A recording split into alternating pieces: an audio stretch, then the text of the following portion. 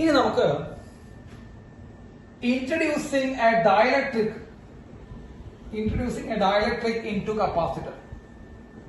ഒരു കപ്പാസിറ്ററിലേക്ക് dielectric introduce ചെയ്യാൻ നമുക്ക് നോക്കാം.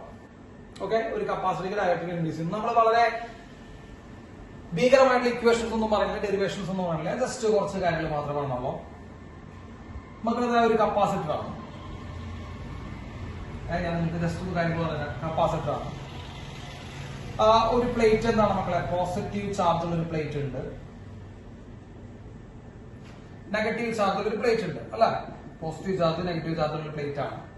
ഇത് പ്ലസ് സിഗ്മ, ഇത് മൈനസ് സിഗ്മയാണ് അതിന്റെ സർഫസ് ചാർജ് ഡെൻസിറ്റീസ്. മക്കളെ, ഇതിലെ ഇൻബിറ്റ്വീനുള്ള സ്ഥലത്തുള്ള ഇലക്ട്രിക് ഫീൽഡ് നമ്മൾ ഓൾറെഡി പറഞ്ഞ സിഗ്മ ബൈ എപ്സിലോൺ 0 ആണ്. സിഗ്മ ബൈ എപ്സിലോൺ 0 ആണ്.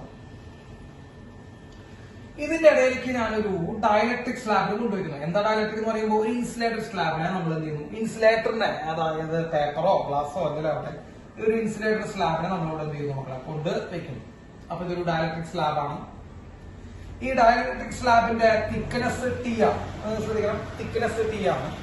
ഈ രണ്ട് പ്ലേറ്റ് നമ്മൾ ഡിസ്റ്റൻസ് സ്മോൾ ആയിട്ട് നമ്മൾ നേരത്തെ പറഞ്ഞുള്ള പോലെ തന്നെ ഇത് തിക്നെസ് ടി ആണ്. ഇതിന്റെ ഡയലക്ട്രിക് കോൺസ്റ്റന്റ് കെ ആണ്. ഏതിന്റെ? ഈ സ്ലാബിന്റെ ഡയലക്ട്രിക് കോൺസ്റ്റന്റ് കെ ആണ്. ഓക്കെ, നിങ്ങൾ ആലോചിച്ച് നോക്കണം, ഈ സ്ലാബ് ഫുള്ളായിട്ട് നിന്നിട്ടില്ല. അപ്പോ ഫുള്ളായിട്ട് നിന്നില്ല, കുറച്ച് ഗ്യാപ്പുകൾ ഉണ്ട് മക്കളെ. ഈ ഗ്യാപ്പുകളിൽ ഇലക്ട്രിക് ഫീൽഡ് ഉണ്ട്. ഈ ഗ്യാപ്പുകളിൽ ഇലക്ട്രിക് ഫീൽഡ് നമ്മൾ ഇവിടെ ചോദിച്ചാൽ എന്താണ്? സിഗ്മ ബൈ എപ്സിലോൺ 0 എന്ന് പറയുന്ന ഇലക്ട്രിക് ഫീൽഡ് ആ ഗ്യാപ്പുകളിൽ കാണുന്നതാണ് സിഗ്മ ബൈ എപ്സിലോൺ 0 അല്ലെ? സിഗ്മ ബൈ എപ്സിലോൺ 0, ഇവിടെയും സിഗ്മ ബൈ, ഇവിടെയും സിഗ്മ ബൈ എപ്സിലോൺ 0.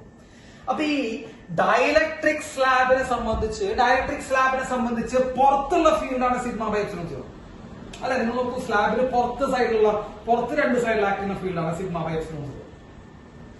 ഒരു കാര്യം നിങ്ങൾ പഠിച്ചു വെക്കണം മക്കളെ, അതായത് പുറത്തുള്ള field by inside field in a dielectric slab is equal to dielectric constant. വളരെ ഇമ്പോർട്ടന്റ് ആണ്.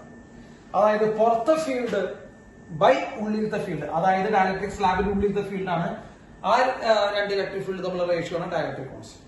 അപ്പൊ പുറത്തെ ഫീൽഡ് ബൈ ഉള്ളിലത്തെ field is equal to dielectric constant. മക്കളെ, പുറത്തെ ഫീൽഡ് ആരാ? ഈ കേസിൽ സിഗ്മ ബൈ എപ്സിലോൺ 0. അപ്പൊ ഉള്ളിലത്തെ ഫീൽഡ് ഈക്വൽ ടു, നോക്കൂ, ഇലക്ട്രിക് ഫീൽഡ് ഇൻസൈഡ്. ഇതൊക്കെ ഞാൻ പറഞ്ഞ ഇതൊക്കെ ചോദിച്ചിട്ടുണ്ടോ? Electric field inside the dielectric, electric field inside the dielectric. മക്കളെ, ഇലക്ട്രിക് ഫീൽഡ് ഇൻസൈഡ് എന്ന് പറയുമ്പോൾ എന്താ സംഭവിക്കുക? ഈ ഇലക്ട്രിക് ഫീൽഡ് ഇൻസൈഡ് കൊണ്ടു കഴിഞ്ഞാൽ electric field outside by K. Electric field outside by K ആണ് electric field inside the dielectric. അപ്പൊ electric field inside the dielectric is equal to, മക്കളെ, ഇലക്ട്രിക് ഫീൽഡ് ഔട്ട്സൈഡ്. മക്കളെ നോക്കുക, ഈ ഡയലക്ട്രിക് സ്ലാബിന്റെ പുറത്തുള്ള ഫീൽഡ് എന്ന് പറയുമ്പോൾ ആരാ? Sigma by epsilon 0 by K. That is equal to sigma by epsilon 0 K. Sigma by epsilon 0 by K. കേൾക്കുന്നുണ്ടോ? അപ്പോ സിഗ്മ എന്ന് പറയുമ്പോൾ മക്കളെ ചാർജ് ബൈ എ ആണ്. സിഗ്മയ്ക്ക് വരെ ചാർജ് ബൈ എ. അപ്പൊ charge by A epsilon 0 K. ഏതിനുള്ള field? Electric field inside slab. അപ്പൊ നിങ്ങൾ ആലോചിച്ച് നോക്കും മക്കളെ, ഇലക്ട്രിക് ഫീൽഡ് ഇൻസൈഡ് എന്ന് പറയുമ്പോ നമ്മുടെ പുറത്തുള്ള ഇലക്ട്രിക് ഫീൽഡ് ബൈ കെ ആണ്. അതായത് പുറത്തുള്ള ഇലക്ട്രിക് ഫീൽഡിനേക്കാൾ കുറവായിരിക്കും ഉള്ളിലുള്ള ഇലക്ട്രിക് ഫീൽഡ്. ഏതിനുള്ളിലുള്ള ഇലക്ട്രിക് ഫീൽഡ്? ഈ സ്ലാബിനുള്ളിലുള്ള ഇലക്ട്രിക് ഫീൽഡ്. അപ്പൊ സ്ലാബിന്റെ ഉള്ളില് ഇലക്ട്രിക് ഫീൽഡ് പുറത്തുള്ള ഫീൽഡിനേക്കാൾ എന്തായിരിക്കും മക്കളെ? കുറവായിരിക്കും. സംശയം ഇല്ലല്ലോ? എത്രയാ വരിക? Sigma by epsilon 0 K. കേട്ടോ, സിഗ്മ ബൈ എപ്സിലോൺ 0 കെ ആണ് നമ്മുടെ ഇലക്ട്രിക് ഫീൽഡ് വരിക.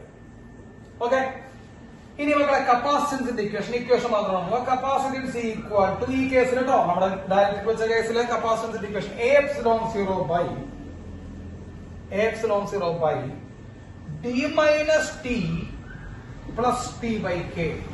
A epsilon 0 by D minus T by T by K plus T by K. വളരെ ഇമ്പോർട്ടന്റ് ആണ്, വളരെ ഇമ്പോർട്ടന്റ് ആണ്. ഒരു ഡയലക്ട്രിക് വയ്ക്കുമ്പോഴുള്ള കപ്പാസിറ്റൻസിന്റെ equation A epsilon 0 by D minus T plus T by K ആണ് ഇക്വേഷൻ. അതില് A area of the plate, epsilon 0 നമുക്കറിയാം permittivity, D distance between two sheet plate നമ്മൾ distance D, T thickness of the dielectric slab introduce, അതായത് introduce dielectric സ്ലാബിന്റെ thickness, plus T by K, T വീണ്ടും thickness by K dielectric constant. ഇതാണ് ഈ equation വളരെ important ആണ്. അതാണ് നമ്മൾ പഠിക്കണം.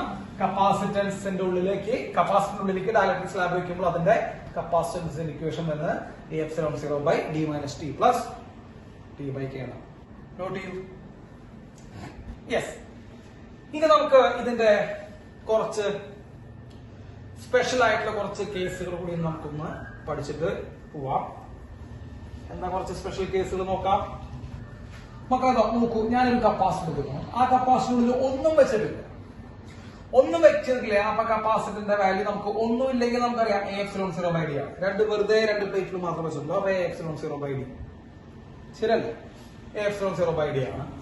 ഇനി അതിന്റെ ഉള്ളിലേക്ക് നമ്മൾ മൊത്തമായിട്ടൊരു ഡയലക്ട്രിക് ഇറങ്ങിച്ചു. അതായത് the space between the capacitor is totally filled with the dielectric constant K. അപ്പൊ മക്കളെ ഇത് ഫസ്റ്റ് പ്ലേറ്റ്, ഇത് സെക്കൻഡ് പ്ലേറ്റ്. ആ രണ്ട് പ്ലേറ്റുകൾക്കിടയിലുള്ള സ്ഥലം മൊത്തം നമ്മൾ ഡയലക്ട്രിക് വെച്ച് ഫിൽ ചെയ്തു. എന്ന് പറയുമ്പോൾ തിക്നെസ് ഓഫ് ഡയലക്ട്രിക്കും ഡിസ്റ്റൻസ് ബിറ്റ്വീൻ ദ പ്ലേറ്റും തുല്യമാണ്. അതായത് മൊത്തം എന്ത് ചെയ്തു?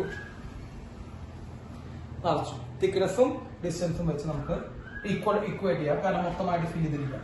അപ്പൊ മക്കളെ കപ്പാസിറ്റർ ഇക്വേഷൻ നമ്മൾക്ക് ആദ്യം ജനറൽ ഇക്വേഷൻ എഴുതാം. A0 ഇങ്ങനെ ഒരു സാധനം വെച്ച് കഴിഞ്ഞാൽ ഇക്വേഷൻ തരാം. A0 d - t plus t/k ആണ് ഇക്വേഷൻ.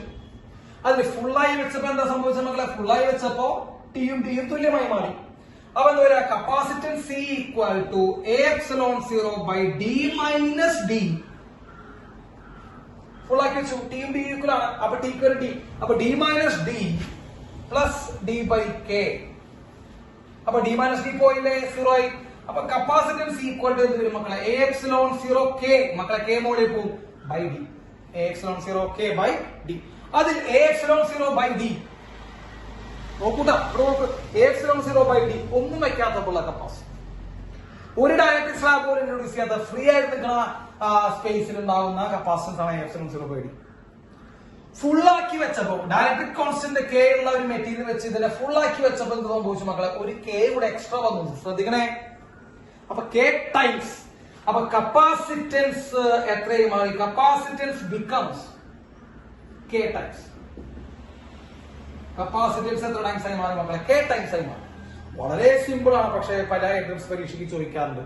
അപ്പൊ ഞാൻ ഇങ്ങനെ പറയാം, ഒരു പാരലൽ പ്ലേറ്റ് കപ്പാസിറ്റർ ഉണ്ട് മക്കളെ. ആ പാരലൽ പ്ലേറ്റ് കപ്പാസിറ്ററിന്റെ കപ്പാസിറ്റൻസ് 5 മൈക്രോഫാരഡ് ആയിരുന്നു. ആ കപ്പാസിറ്ററിലുള്ള സ്പേസ് മൊത്തം 10 ഡയലക്ട്രിക് കോൺസ്റ്റന്റ് മെറ്റീരിയൽ കൊണ്ട് ഫിൽ ചെയ്തു. 10 ഡയലക്ട്രിക് കോൺസ്റ്റന്റ് മെറ്റീരിയൽ കൊണ്ട് ഫുൾ ആയിട്ട് ഫിൽ ചെയ്തു. What is A new capacitor? ഒന്നും നോക്കണ്ട, K ടൈംസ് ആവുന്ന പറഞ്ഞു. അതായത് 10 ഡയലക്ട്രിക് കോൺസ്റ്റന്റ് നമ്മൾ ഫിൽ ചെയ്ത് കഴിഞ്ഞാൽ 10 ഇരട്ടിയാവുന്ന പറഞ്ഞു. അപ്പൊ ഓൾറെഡി അതിന് 5 മൈക്രോഫാരഡ് ആയിരുന്നു. 10 ഡയലക്ട്രിക് കോൺസ്റ്റന്റ് ഫിൽ ചെയ്യുമ്പോൾ 10 ഇരട്ടിയാവുമ്പോൾ 10 × 5 50 മൈക്രോഫാരഡ് ആയിരുന്നു. വളരെ സിമ്പിൾ ആണ്. അപ്പൊ K ടൈംസ് എന്ത് ചെയ്യുന്നുണ്ട് മക്കളെ? ഡയലക്ട്രിക് കോൺസ്റ്റന്റ് മാറുന്നതാണ് പറയുന്നത്. ഫുള്ളാക്കി വെച്ച് കഴിഞ്ഞു. ഓക്കെ. ഇനി വേണമെങ്കിൽ നമുക്ക് പരീക്ഷയ്ക്ക് നമുക്ക് അവർക്ക് ഇങ്ങനെ ചോദിക്കാം. ഒരു കപ്പാസിറ്റർ 2 ഡയലക്ട്രിക് കോൺസ്റ്റന്റുകൾ 2 ഡയലക്ട്രിക് സ്ലാബുകൾ വെച്ചിട്ടുണ്ട്. T1 thickness, T2 thickness. T1 ഉം T2. ഒരാളുടെ ഡയലക്ട്രിക് കോൺസ്റ്റന്റ് K1, ഒരാളുടെ ഡയലക്ട്രിക് കോൺസ്റ്റന്റ് K2.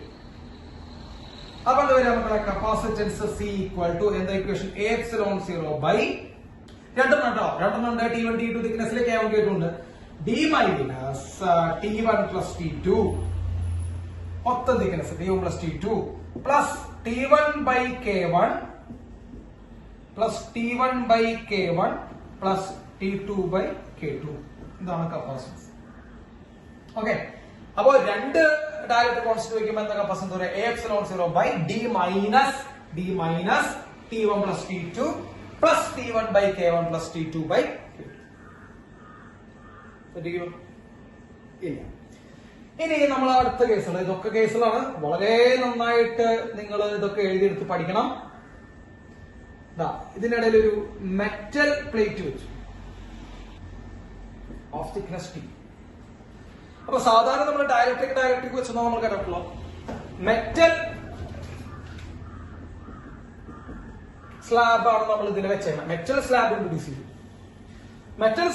ചെയ്യുമ്പോൾ കപ്പാസിറ്റൻസിന് എന്ത് സംഭവിക്കും എന്നൊരു ചോദ്യം വരാം. പരീക്ഷയ്ക്ക് എൻട്രൻസ് പരീക്ഷയ്ക്ക് വന്നിട്ടുണ്ട്. മെറ്റൽ സ്ലാബ് വയ്ക്കുമ്പോൾ കപ്പാസിറ്റൻസ് എന്ന് വരും. അപ്പൊ അതിനു മുമ്പ് ഞാൻ ഒന്നും വെക്കാത്തപ്പോ വെറുതെ ഫ്രീ ആയി നിൽക്കുമ്പോൾ കപ്പാസിറ്റൻസ് എഴുതട്ടെ A0/D. ആവശ്യമുണ്ട്. ഒന്നും വെക്കാത്തപ്പോൾ കപ്പാസിറ്റൻസ് A0/D. ഇനി മെറ്റൽ വെക്കുമ്പോൾ മക്കളെ ഇതേ ഇക്വേഷൻ തന്നെ പുതിയ മെറ്റൽ വെക്കുമ്പോൾ capacitance A0/D minus T. Same equation D minus T plus T by K എന്നാണ് നമ്മൾ പറയുന്നത്. അതിൽ K എന്ന് പറഞ്ഞാൽ എന്താ മക്കളെ? Dielectric constant. മെറ്റലിന്റെ ഡയലക്ട്രിക് കോൺസ്റ്റന്റ് നമ്മൾ മുമ്പത്തെ എപ്പിസോഡിൽ പറഞ്ഞിട്ടുണ്ട്. മെറ്റലിന്റെ ഡയലക്ട്രിക് കോൺസ്റ്റന്റ് ഇൻഫിനിറ്റി ആണ്. അപ്പൊ മെറ്റലിന്റെ ഡയലക്ട്രിക് കോൺസ്റ്റന്റ് ഇൻഫിനിറ്റി ആണ്. അപ്പൊ K ആണ് ഇവിടെ വന്നത്. ഞാൻ വേണമെങ്കിൽ അടിച്ചപ്പോൾ എഴുതാം A0/D minus T plus T by infinity. By infinity വന്നാൽ മക്കളെ കിട്ടുന്നില്ല. അപ്പൊ എന്താ പറയാ? പുതിയ capacitance A0/D minus T. A0/D minus T. Right. അപ്പൊ capacitance is equal to A0/D minus T. മക്കൾ ഒന്നും വെക്കാത്തപ്പോ എത്രയായിരുന്നു? A0/D. മെറ്റൽ ഷീറ്റ് വെച്ചാൽ എത്രയാ? A0/D minus T. മക്കളെ ഡിനോമിനേറ്റർ കുറെ ചെയ്തു. ശ്രദ്ധിച്ചോക്കെ, ഇവിടെ D ആണ്. ഒന്നും വെക്കാത്തപ്പോ D ആയിരുന്നു. ഇവിടെ മെറ്റൽ ഷീറ്റ് വെച്ചപ്പോ D minus T ആയി.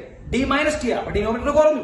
ഡിനോമിനേറ്റർ കുറയാന്ന് പറഞ്ഞാൽ മക്കളെ കപ്പാസിറ്റൻസ് കൂടുന്നു. അപ്പോ മെറ്റൽ ഷീറ്റ് വെച്ചാലും കപ്പാസിറ്റൻസ് കൂടും, ഡയലക്ട്രിക് വെച്ചാലും കപ്പാസിറ്റൻസ് കൂടും, എന്ത് വെച്ചാലും കപ്പാസിറ്റൻസ് കൂടും. അപ്പൊ മെറ്റൽ ഷീറ്റ് ആയിക്കോട്ടെ ഡയലക്ട്രിക് ആയിക്കോട്ടെ കപ്പാസിറ്റൻസ് കൂടുകയും. ഓക്കെ മക്കളെ, നമുക്ക്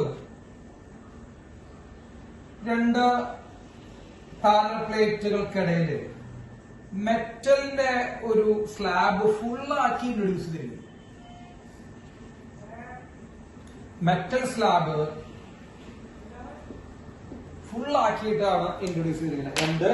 ഇതിനിടയിൽ പാരലൽ പ്ലേറ്റ് കപ്പാസിറ്റർ ഫുള്ളായി. മകളെ ഫുള്ളായിട്ട് ചെയ്യുമ്പോൾ എന്താണ് പ്രത്യേകത? D equal to T ആയിരിക്കും. തിക്നെസ് ഓഫ് ദ സ്ലാബും ഡിസ്റ്റൻസ് ബിറ്റ്വീൻ ദ ഷീറ്റുകളും സെയിം ആയിരിക്കും. അപ്പൊ കപ്പാസിറ്റൻസ് എന്ത് വരുന്നു ചോദിച്ചു കഴിഞ്ഞാൽ A0/T minus T. നമുക്ക് ആദ്യം general equation D minus T plus T by K. So it is A0/D minus D. T D തുല്യമാണ്, കാരണം ഫുൾ ആയി പറഞ്ഞിരിക്കുകയാണ്. Plus D by K. മക്കളെ K എന്താണ്? മെറ്റലിനെ സംബന്ധിച്ച് ഇൻഫിനിറ്റി ആണ്. അപ്പോൾ D by infinity 0 ആയി പോയി, D minus D 0 ആയി പോയി. So it is A0/0 that is equal to infinity. അപ്പൊ ഫുൾ ആക്കിയിട്ട് ഒരു മെറ്റൽ പ്ലേറ്റ് അല്ലെങ്കിൽ മെറ്റൽ സ്ലാബ് രണ്ട് പാരലൽ പ്ലേറ്റുകൾക്കിടയിൽ വെച്ച് കഴിഞ്ഞാൽ കപ്പാസിറ്റൻസ് എന്തായിരിക്കും മക്കളെ? ഇൻഫിനിറ്റി ആയിരിക്കും. ഓക്കെ, ഇനി നമുക്ക് പറയണമെന്ന് വെച്ച് കഴിഞ്ഞാൽ ഇതേപോലെ നമുക്ക് ഇങ്ങനെ രണ്ട് പ്ലേറ്റിൽ വെച്ചിട്ട് ഒരു പ്ലേറ്റിൽ നിന്ന് അടുത്ത പ്ലേറ്റിലേക്ക് വെറുതെ ഒരു വയർ വെച്ച്, മെറ്റാലിക് വയർ വെച്ച് നമ്മൾ ഇങ്ങനെ കണ്ടിരിക്കുന്നു. മെറ്റാലിക് വയർ വെച്ച് കണ്ടിരിക്കുന്നു. അപ്പൊ ഇതിന്റെ കപ്പാസിറ്റൻസ് എത്രയാണെന്ന് ചോദിച്ചാൽ നമ്മൾ എന്ത് പറയും മക്കളെ? ഇൻഫിനിറ്റി എന്ന് പറയും. അപ്പൊ മെറ്റൽ സ്ലാബ് ഫുൾ ആക്കി വെച്ചാലും രണ്ട് പ്ലേറ്റുകൾക്കിടയിൽ ഒരു മെറ്റൽ വയർ വെച്ച് കണക്ട് ചെയ്താലും നമ്മൾ അതിന്റെ കപ്പാസിറ്റൻസ് എത്രയാണെന്ന് പറയാം? ഇൻഫിനിറ്റി ആണെന്ന് പറയാം. ഓക്കെ, ഇനി